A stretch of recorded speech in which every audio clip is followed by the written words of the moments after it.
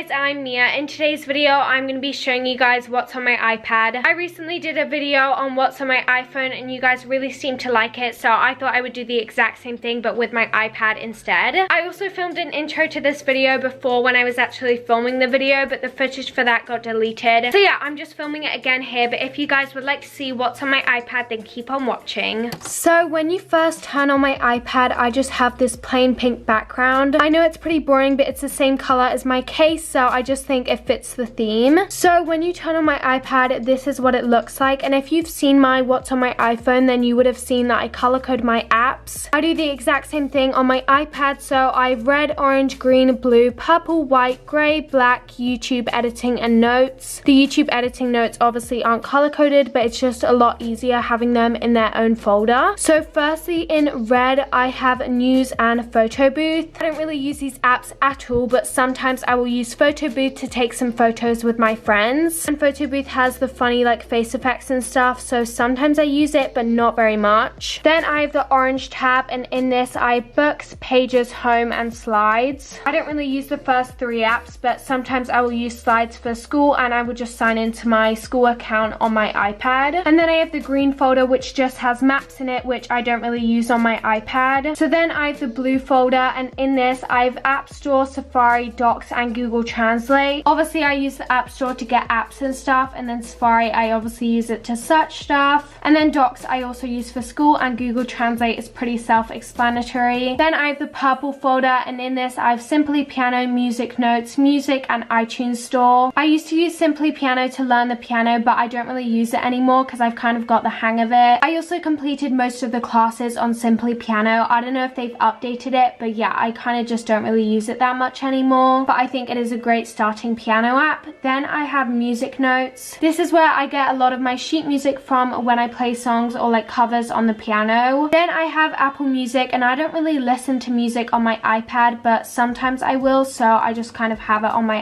iPad. So yeah, I have music, and then I have iTunes Store, and I think this is just for like movies, films, TV programs, and stuff like that. I don't really use that on my iPad either. Then I have the white tab, and I just have reminders and calendar, which I also don't use a lot, but sometimes I will use calendar to plan out my YouTube content and like plan when I'm posting. Then I have the gray tab, and I have contacts, camera, and settings. These are apps that already come with the iPad, so I didn't need to download them. Then I have the black folder, and I have stocks, clocks, Netflix, and tuner. I don't really know what stocks does, but again, it's just an app that's already on my iPad when you first get it. It's just like a default app. And then I have clocks is also pretty self-explanatory, but I just use it for timers and stuff like that. Then I have Netflix, and obviously I use that to watch movies or TV programs. Then I have the tuner ukulele app, and this is what I use to tune my ukulele. So I will just click the tuner button, and then I will just play the notes on my ukulele, and it will tell me if it's in tune. So yeah, that's everything in that folder. And then I have the YouTube folder. So in this I have YouTube Studio, which I can see all my video analytics and just like how well my videos are performing, my subscriber count, and stuff like that. Then I have YouTube, which obviously I watch videos on, and I also post my own videos on. And then I have sub count, which just tells me my subscriber count, but it's not the exact subscriber count, it's just like rounded up. So yeah, that is that folder. And then I have the editing folder. So the first app that I have in this is Vlo, which I used to edit my videos on, but I switched to Final Cut Pro, so I don't use it anymore, but it's still on my iPad. Then I have Fonto, which I use to edit some of my thumbnails, and the same with Sketchbook. Then I have PixArt, which I also use sometimes, but I don't use it as much as these two apps. Then I have Eraser, which I can just erase the backgrounds of photos on if they're not like PNG photos. Then I have Voice Memos, which I just use to record my songs and stuff like that on, so I don't forget any ideas that I have. Then I have Canon Camera Connect, and this is just where I can import the footage from my camera to my